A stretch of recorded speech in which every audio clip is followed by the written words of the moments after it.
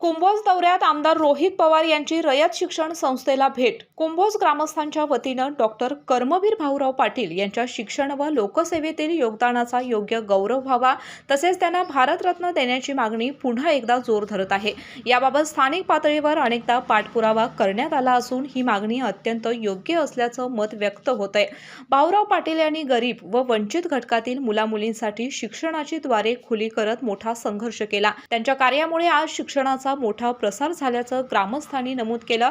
त्यामुळे त्यांच्या कार्याला राष्ट्रीय स्तरावर मान्यता मिळावी अशी भावना व्यक्त होते. दरम्यान आमदार रोहित पवार यांनी कुंभोज दौऱ्यादरम्यान शिक्षण महर्षी भाऊराव पाटील यांच्या कार्याशी संबंधित रयत स्कूलला भेट देऊन शैक्षणिक कामकाजाची पाहणी केली.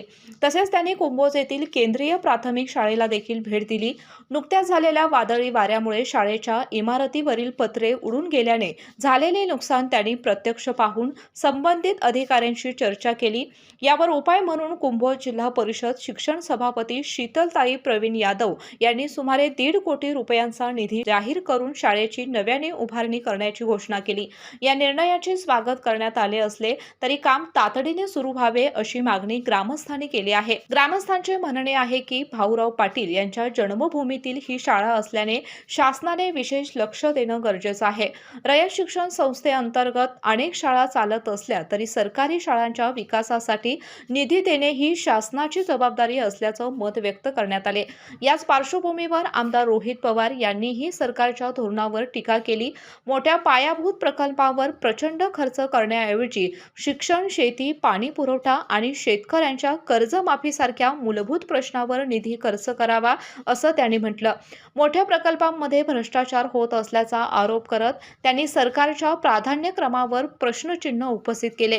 यावेळी प्राचार्य सागर माने, माजी आमदार राजीव आवळे, BM माळी, BK चव्हाण, रावसाहेब भिलवडे, कल्पेश चौगुले, अल्तमेश हजरत, दीपक कोळी, साहिल मुल्ला, दत्ता पुजारी, शहनवाज मुजावर यांच्यासह ग्रामस्थ मोठ्या संख्येने उपस्थित होते. KK न्यूज साठी हातकणंगले प्रतिनिधी सचिन लोंढे. बाळ, फ्रीजमधून श्रीखंड काढ ना. आम्ही पूर्वी घरीच बनवायचो श्रीखंड. त्याची चवच वेगळी होती. आता काय सगळं रेडीमेड. आजी, हे श्रीखंड खाऊन बघ. आज तुझ्या आईनं घरीच बनवलं की काय?